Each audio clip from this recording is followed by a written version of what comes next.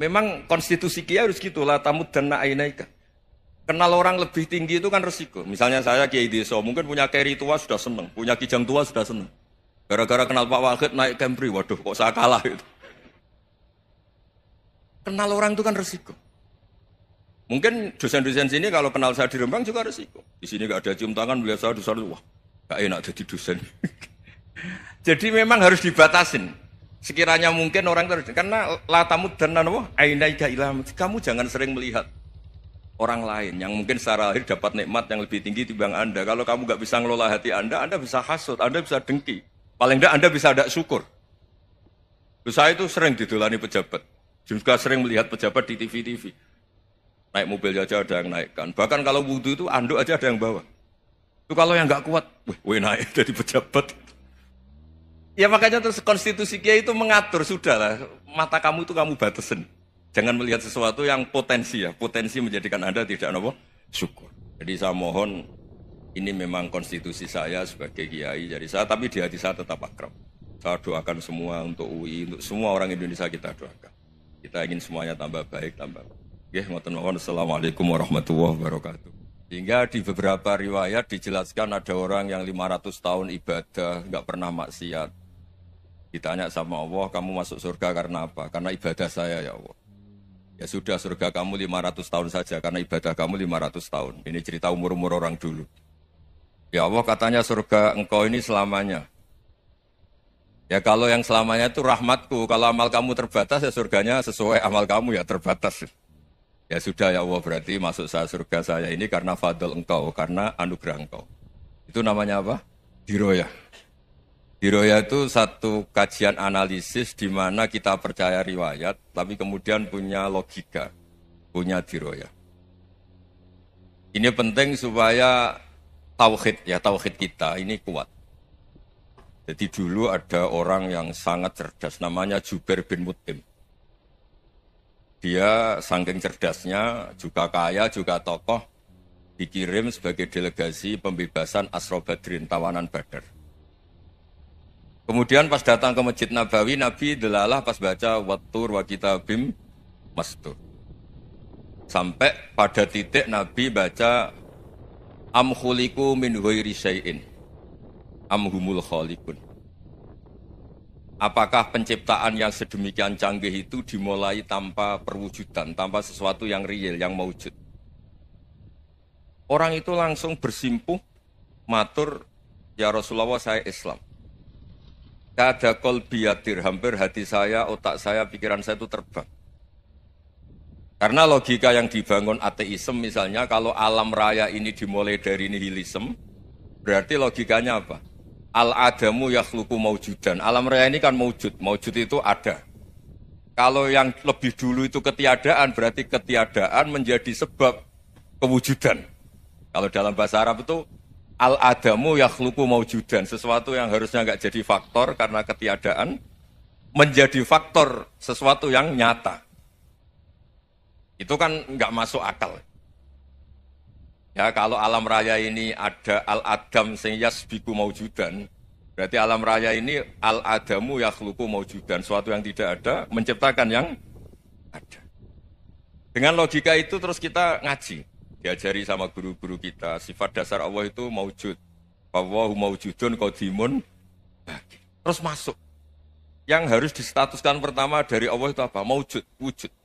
Karena dengan wujud ini layak menjadi penyebab adanya alam raya ini. Sehingga ketika kita menolak faham nihilisme atau ateisme, faham tanpa Tuhan, tanpa pencipta awal, kita punya diroyah. Bahwa tidak mungkin ketiadaan ini menjadi sebab perwujudan alam raya ini. Yaitu am khuliqu min ghairi syai'in. Masa alam raya ini diciptakan tanpa sebab yang nyata, yaitu wajibil wujud. Siapa itu? Allah Subhanahu wa ta'ala. Begitu juga menyangkut sholawat. Orang boleh beda pendapat tentang redaksi sholawat. Ada yang sholli ala Muhammad, ala Sayyidina Muhammad, Nabi Muhammad. Monggo lah masalah redaksi saja. Tapi setelah dianalisis, Nabi itu Pak Rektor, jadi Nabi setelah Nabi Isa saking dihormatinya sampai dituhankan. Juga jadi Nabi yang ada cerita masih hangat, orang Yahudi itu bunuh Nabi. Jadi yang satu mendudukkan Nabi sedemikian tinggi sampai kayak Tuhan, yang satu menjatuhkan Nabi sedemikian rendah sampai dibunuh. Kayak apa susahnya jadi Nabi Muhammad SAW. Kemudian dengan gampang Hadaddin agama ini bikin syariat yang bernama sholawat. Redaksinya monggo lah sesuai tradisi masing-masing. Allahumma sholli ala Muhammad, Allahumma sholli ala Sayyidina Muhammad, ala Nabiyina Muhammad, monggo lah. Tapi yang jelas redaksi ini kalau di diroyah dikaji, Allahumma itu Tuhan, Tuhan itu pemberi. Wa Muhammadun wa in jalla qadruh abdun min ibadi. Muhammad apapun tinggi derajatnya tetap berstatus hamba. Sehingga agama ini terjaga oleh syihotus sholawat. Agama ini terjaga oleh redaksi sholawat. Yaitu Allah tetap pemberi sebagai Tuhan yang enggak tersaingi, la syarikalah. Rasulullah Muhammad wa in jalla qadruh. Apapun prestasinya, bisa mi'raj, bisa apa saja, tetap seorang hamba yang butuh muhtajun ila rahmatih. Jika redaksi Allahumma sholli ala Muhammad ini mengukuhkan yang Tuhan tetap Tuhan, hamba pilihan tetap hamba pilihan. Tentu dengan redaksi ini kemudian kita mendudukkan Nabi benar-benar posisi terhormat. Yaitu orang yang paling berhak dapat askat tahiyat, mendapat penghormatan Allah paling tinggi, yaitu Rasulullah Muhammad SAW. Dan itu diulang-ulang oleh Allah. Subhanalladzi asra bi'abdi. Status hamba ini diulang. Lagi-lagi ini bernama diroyah. Bernama apa? Contoh ketiga misalnya fihi ayatum bayinatum maqamu Ibrahim. Dulu orang Yahudi itu ada diskusi masif. Syaratnya Nabi itu mbah-mbahnya harus Nabi. Harus keturunan Nabi. Kemudian semua Nabi rata-rata di Palestina, di Syam. Lalu Muhammadnya asal-usulnya dari mana? Tahu-tahu orang Arab kok Nabi, padahal orang Arab itu dulu jahiliyah. Walhasil terus diceritakan, bukti Muhammad ini turunan Ibrahim adalah ada jejak kaki Nabi Ibrahim di dekat apa? Ka'bah. Fihi ayatum bayinatum maqamu Ibrahim. Kalau Nabi Ibrahim pernah di Mekah, artinya beliau pernah meninggalkan turunan yang di Mekah. Itu bernama Nabiuna Muhammadun sallallahu alaihi wasallam. Itu disebut fihi ayatum bayinatum maqamu Ibrahim. Nah, itu namanya diroyah. Diroyah itu satu perilaku keseharian kita beragama, kemudian tahu logikanya. Yang keempat misalnya, mangkana yu'minu billahi wal yaumil akhir falyukrim apa? Jaro. Orang yang iman karena Allah dan Rasul, maka memuliakan tetangganya. Andaikan pakai hukum sosial, tentu kalau tetangga kita baik, kita baik. Kalau kurang baik, kok kurang penggawean kan gitu. Tapi dulu itu pernah ada seorang ulama itu dibully ya, dikerjain sama anak muda tetangganya. Pak Kiai datang ke rumah saya, orang ini datang. Kemudian setelah di rumahnya, saya tidak jadi butuh sama Pak Kiai, silahkan pulang. Itu Kiainya senyum menikmati. Dan itu terulang 3 kali. Dibully seperti itu, dikerjain terulang 3 kali. Lalu tetap Kiainya tuh asik, seneng sekali. Lama-lama muda ini tanya, kenapa engkau tidak tersinggung? Padahal saya kerjain sampai 3 kali. Tak undang, terus tak suruh pulang, tak undang, tak suruh pulang. Kata Kiai tadi, yang memerintahkan baik sama tetangga itu Allah. Jadi saya nikmati ketika bisa baik sama Anda. Tidak ada urusannya dengan perilaku Anda yang menolak saya. Nah itu terus kita tahu, memang motifnya kita baik sama tetangga karena iman sama Allah dan Rasul, bukan hukum kompensasi sosial. Jadi kalau mau diteruskan Pak Rektor, saya ngajar di sini ya karena perintah Allah itu orang alim harus ngajar, bukan karena perintah Rektor. Kalau diteruskan. Ya saya mohon juga gitu, para dosen, para karyawan di sini, kalau nggak khianat dengan UI itu karena takut sama Allah, jangan takut sama Rektor. Kalau Anda baik juga karena Allah, jangan baik karena apa? Rektor. Bagaimanapun ya semua kita ini makhluk. Makhluk itu la yadurru wa la yanfa. Begitu juga melihat Indonesia. Melihat saya ini kan ikut di UI itu lama sekali ikut sama Profesor Zaini, dari anak Profesor Zaini nulis tafsir. Mungkin Pak Harsoyo tahu banyak, dulu Pak Lutfi ya tahu banyak. Tapi saya memang nggak pernah terbuka karena ya memang nggak ingin sebenarnya. Kondisi ini kondisi darurat. Sehingga saya tahu cara berpikir Profesor Zaini, ya tahu komitmen beliau pada UI. Dan pendiri UI memang ya banyak yang dari tokoh NU, Muhammadiyah, dari tokoh-tokoh ormas yang lain memang didirikan banyak orang. Hingga UI memang nggak milik ormas apa tertentu. Dari satu sisi memang baik, nggak dikuasai ormas tertentu. Tapi nanti kalau keterusan ya nggak berbentuk. Karena nggak Ya sudahlah dikelola saja. Sambil-sambil jelas, sambil-sambil kadang nggak jelas, yang penting ikhlas tadi. Karena kalau terlalu asobia itu jadi repot. Kita ini yang nekuni fikih itu tahu, kalau tidak kuno itu madhabnya Hanafi. Kuno itu madhabnya Syafi'i. Tahu-tahu seakan-akan Imam Syafi'i itu NU, Imam Abu Hanifah itu Muhammadiyah. Padahal ini orang-orang yang sebelum NU dan apa? Muhammadiyah. Jadi kalau kita yang nekuni ilmu itu biasa saja dengan perbedaan. Tapi kalau orang-orang yang nggak siap dengan perbedaan itu sampai Allah disifati Ta'ala itu tidak terima. Padahal Ta'ala itu maknanya Maha Luhur, yang Maha Agung. Jadi ada seorang kiai kebetulan pidato pertama Pak Rektor. Assalamualaikum warahmatullahi ta'ala wabarakatuh. Mubalek kedua ini nggak terima karena itu dianggap bid'ah ada Ta'ala. Hanya dia bilang Assalamualaikum warahmatullahi ta'ala wabarakatuh. Itu saking asobiahnya itu Allah ditambahi Ta'ala itu tidak terima. Padahal Ta'ala itu maknanya Maha Agung.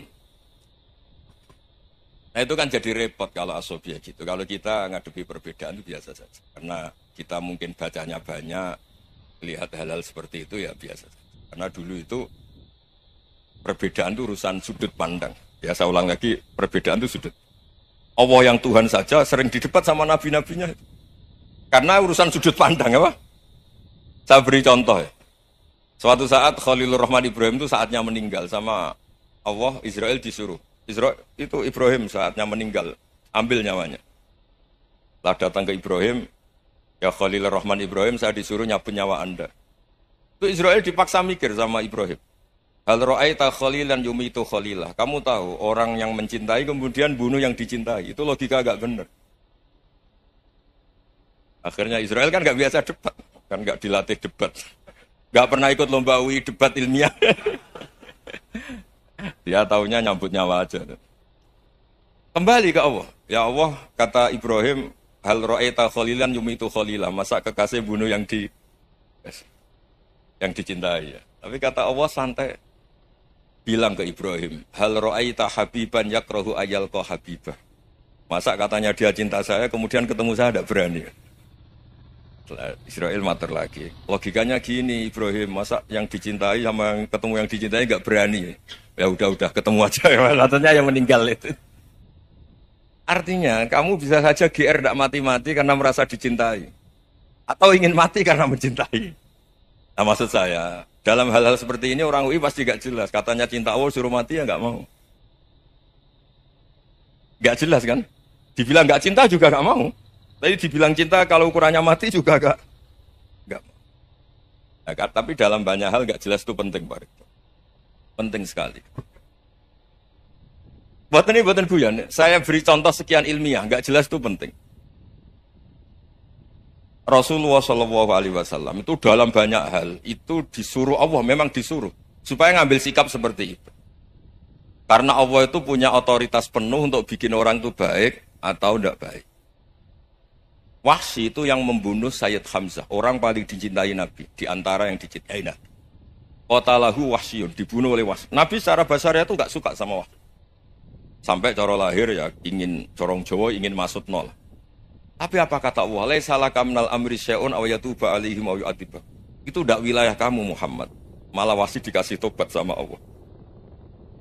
Khalid bin Walid. Itu perang Uhud kalah itu karena ide brilian Khalid bin Walid. Pas itu masih panglima kafir. Yaitu pura-pura kalah, ghanimah dilepas, sahabat turun, pasukannya naik, walhasil orang Islam kalah. Khalid bin Walid akhirnya juga masuk Islam. Orang yang secara basariah Nabi itu gak siap. Kebalikannya juga ada. Sa'labah itu orang sampai gelar hamamatul masjid. Ini pas ngaji mesti ingat. Salam. Dia di masjid terus. Setiap habis salam tuh lari. Karena istrinya nyuwun sewu masih berpakaian yang tidak pantas. Kenapa engkau terburu-buru pulang? Pakaian yang dipakai istri saya sekarang saya pakai. Ya pakaian sarung itu kayak Pak Rektor kan fleksibel.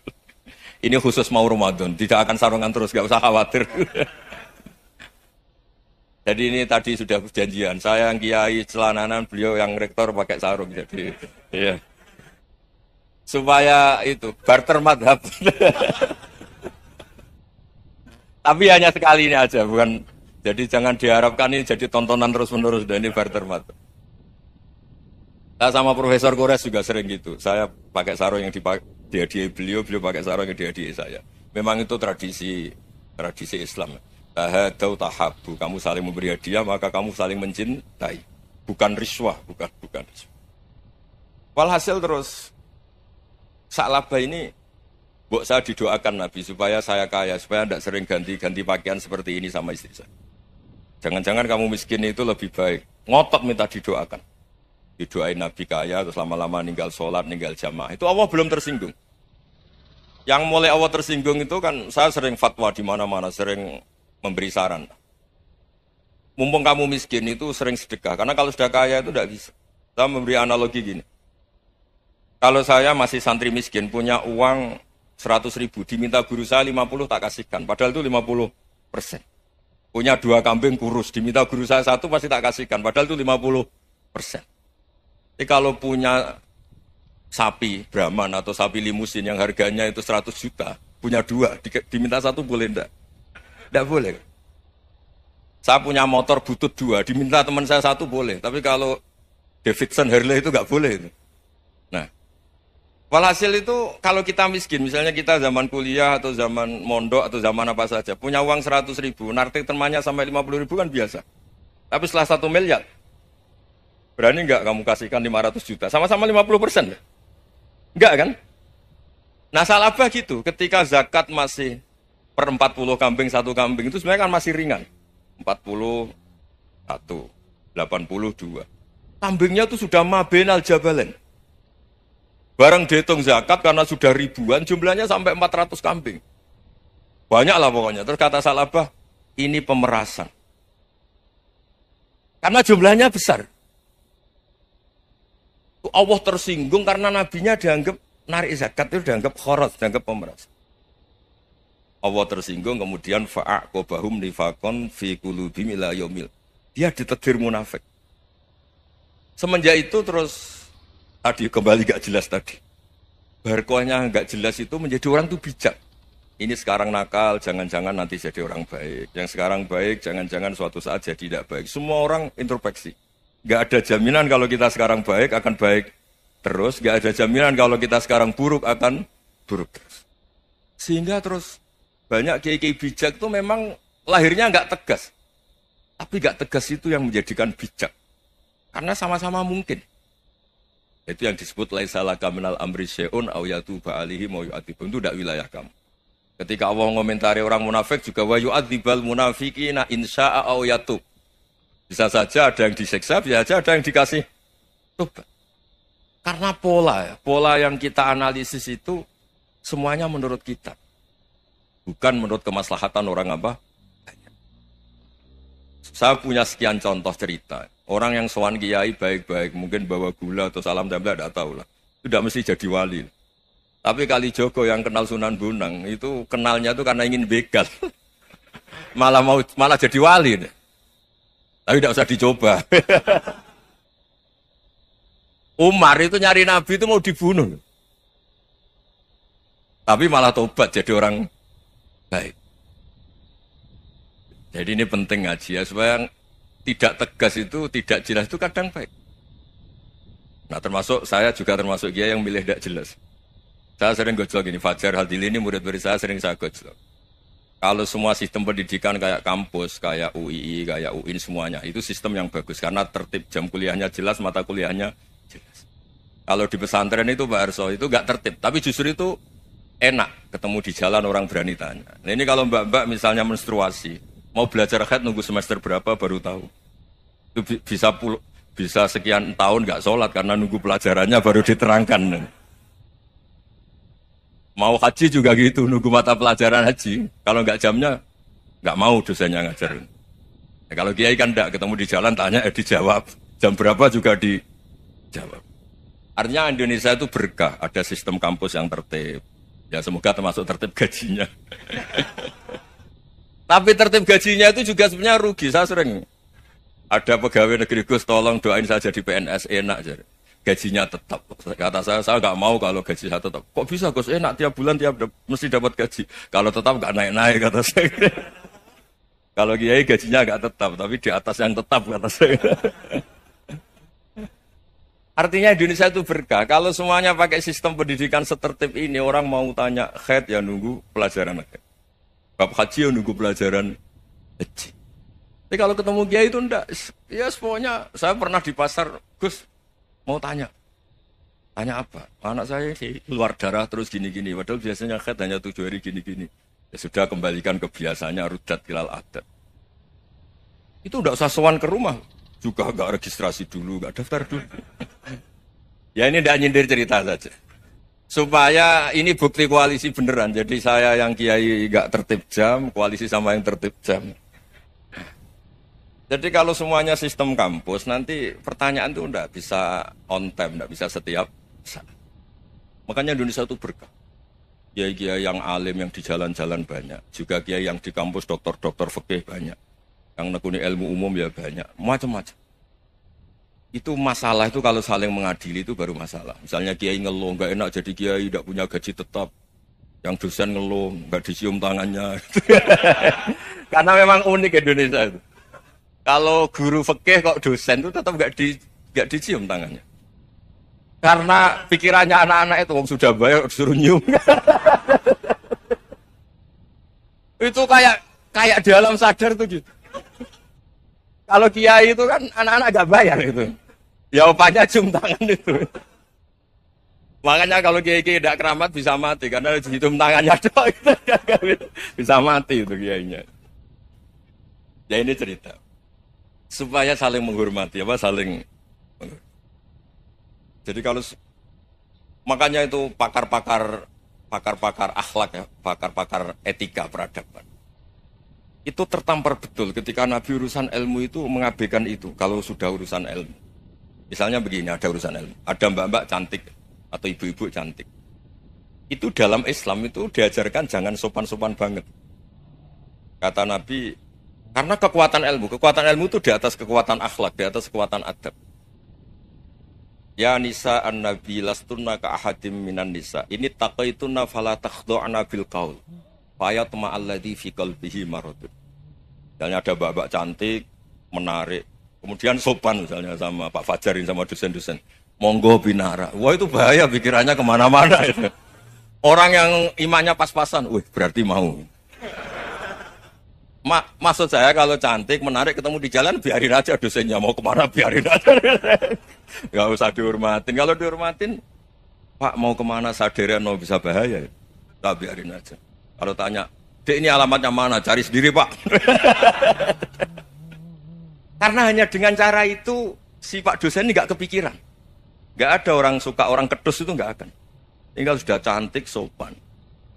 Wah bisa pikirannya macam-macam. Itu ilmu. Fala takhdu'na bil qaul. Kamu jangan terlalu lirih kalau ngomong. Fayat ma'alladhi fi qalbi maradun. Orang yang pikirannya masih kotor, pasti berpikir yang negatif. Anda mungkin demi sopan sama dosen Anda. Tapi sejauh mana dosen Anda juga berpikir positif. Itu kan uji iman sama uji nyali. Nah, sama pejabat yang sopan sama kiai mungkin punya Alphard, punya Robicon, punya terus bawa uang banyak. Terus sama kiai cium tangan hormat. Jangan-jangan kiainya yang pikirannya macam-macam. Ini berarti bisa jadi muhibbin potensial misalnya. Nah, saya ini termasuk kiai yang pengagum ilmu. Sehingga saya sama orang yang medit, yang kikir sama saya itu saya senangnya bukan main. Kenapa? Karena kalau orang medit itu gak berhak nuntut. Tapi kalau orang lomo 1 juta minta surga, 2 juta ya minta apa? Surga. Gus, salam tempel. 200.000 aja kadang minta surga. Tapi kalau yang kikir-kikir ya sudah salaman tok sudah. Gak minta apa-apa, kan dia tahu diri, gak bayar kok minta. Maksud saya, Islam itu luas, dinikmati saja, Pak. Dinikmati saja. Nah itu diroya, maksudnya itu diroya. Diroya itu, kamu tahu aturan Islam itu, kamu harus yakin khairihi wa syarrihi minallah. Semua itu ujian, tapi kemudian dikaji. Makanya saya ini termasuk pengagum Imam Syafi'i. Imam Syafi'i itu dikasih tahu. Ada orang yang di depan engkau cium tangan hormat, itu di luar ngomong-ngomong. Ngata-ngatain Anda. Imam Syafi'i tertawa-tawa, sewenang. Loh, Anda ini dikata-katain di luar kok. Kok tidak kamu anggap munafik malah tertawa. Berarti saya wibawa, di depan saya nggak berani. Dianggap enteng saja. Terus dibilangin, sebagian orang kampung sini nggak suka sama engkau. Baguslah, nggak akan lu pinjem uang sama saya. Kata. Di mana-mana orang pinjem minta tolong itu karena seneng. Kalau benci kan enggak. Intinya dianggap enteng saja. Yang terjadi di dunia itu semuanya dianggap enteng saja. Man asa ilaika fakot atlakoka. Yang berburuk sama kamu itu membebaskan kamu. Coba kalau akrab, titip. Ya misalnya akrab sama Pak Fajar. Bilangkan ke Pak Rektor, sangkap tuh jadi guru tetap atau apa, kan ribet. Kalau tidak cocok kan nggak minta apa-apa. Makanya hati-hati Pak Rektor sama yang akrab-akrab itu. Itu dulu saya juga nggak paham. Di antara wasiat Bapak yang sering diulang-ulang tuh itu.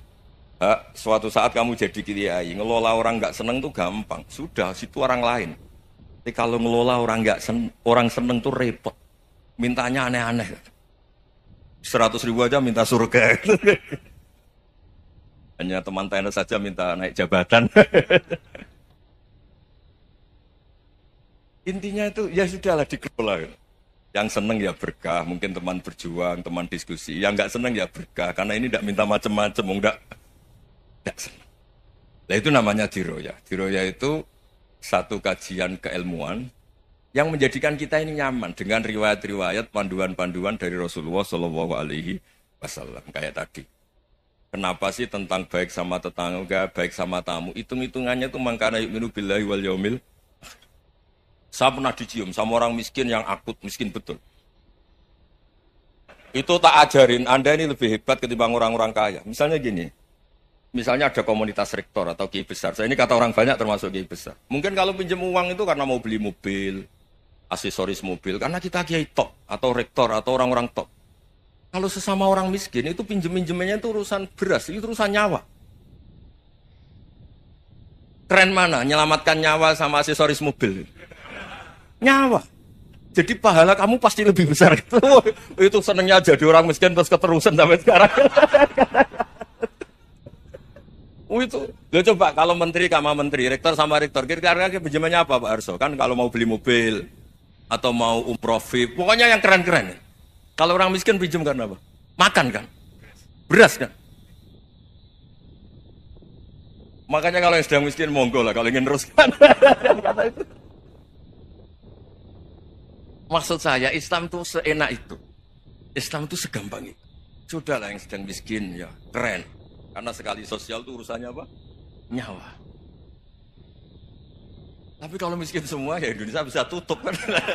Ya sudah yang kaya-kaya itu saya menyelamatkan Indonesia karena bayar pajak yang menjadikan Indonesia berjalan. Tapi ya dipakai yang benar. Nah, begitu seterusnya. Ada kiai miskin cerita ke kita. Gus, enak jenengan alim, terus punya santri banyak, bisa ngajar di mana-mana. Saya bilang, hebat kamu. Dia hidup di daerah tertinggal. Itu yang diajarkan kan hanya tauhid. Kan nggak mungkin di saat tertinggal baca fikih perbandingan madhab. Kan nggak mungkin. Kalau yang kayak Pak Fajar, Pak Sadali kan nggak mungkin. Fikih perbandingan apa? Madhab. Menyorot madhab dunia. Kayak engke-engke itu kan nggak benar. Tapi pertanyaannya, yang menyelamatkan masuk surga itu tauhid apa perbandingan madhab? Tauhid. Ini hanya mengajarkan fardu kifayah sunat-sunat. Ini Anda mengajarkan fardu ain. Surganya dulu kamu. Oh terus senangnya jadi kayak gitu. Karena yang diajarkan apa? Tauhid. Sementara kita yang gaya-gaya ini. Ajarkan perbandingan apa? Madhab, studi banding ke Al-Azhar kemana-mana. Ini enggak, tauhid. Dari orang nyembah pohon jadi nyembah Allah Ta'ala. Keren enggak? Keren. Jadi terus kayak sama saya senangnya bukan karena tak bela. Tapi ada yang agak kurang ajar tanya saya. Kalau itu hebat kenapa Gus gak mau jadi kayak itu? Waduh. Wah ya repot kalau pertanyaan. Terus tak jawab, kalau saya jadi kayak itu, kamu ngangsu ilmu dari mana coba? Ya dari jenengan, ya kalau sama gobloknya ada bisa. Ya sudah, Gus aja yang jadi kayak besar. Maksud saya, ya sudahlah kita begini seperti yang saya ajarkan di sini, saya sarankan supaya orang itu tahu. Ini namanya diroyah, apa? Makanya kata Imam Ghazali itu kalau kamu ingin sopan gampang melihat anak kecil, wa aqallu minni dzamban, dia dosanya lebih kecil. Karena masih kecil kan, tentu secara dosa enggak banyak. Kalau melihat orang yang tua, wa aktsaru minni ibadatan, dia tentu ibadahnya lebih banyak karena umurnya lebih banyak. Sehingga terus semua orang lain tuh di depan kita itu hebat. Ya semua orang lain sama misalnya Pak, ini rektor, Pak Fathul Wahid rektor. Tanggung jawabnya lebih banyak, berarti pahalanya lebih banyak. Tapi sama, ketika melihat Nyon Sewu, melihat pegawainya yang secara lahir di bawahnya, ini tanggung jawabnya enggak banyak, pasti salahnya juga enggak. Itu yang diajarkan Rasulullah SAW, sehingga enak. Tapi kalau kita melihat orang lain selalu salahnya, itu pecundang. Allah saja tidak seperti itu kan, amal baik ya ada khairan, amal buruk ya ada saron, semuanya dilihat oleh Allah Subhanahu wa Ta'ala. Saya itu punya teman Gus, agak beling, agak seenaknya. Dulu miskin. Wah itu seenaknya betul. Kayak kenal Tuhan sudah. Tak tanya, kenapa kamu seenaknya? 1 bulan tuh labanya bisa 200 juta sampai 500, sampai 1 miliar. Saya itu Gus, setelah duha itu perkembangannya bagus. Sholat duha itu. Saya pernah miskin, kan kata apa? Ingkana rizki fisama, apa? Wa ingkana qalilan, ya kalau fisama fa'anzilhu. Terus wa ingkana qalilan fakasirhu. Kalau sedikit perbanyak. Ini trennya sudah benar semua. Nah, wa ingkana apa? Ya, haroman fatahirhu. Kalau haram yang kau sucikan. Makanya saya seenaknya kalau qalilan sudah fakasiru, paling trennya yang enggak benar juga fatahiru kata Mas.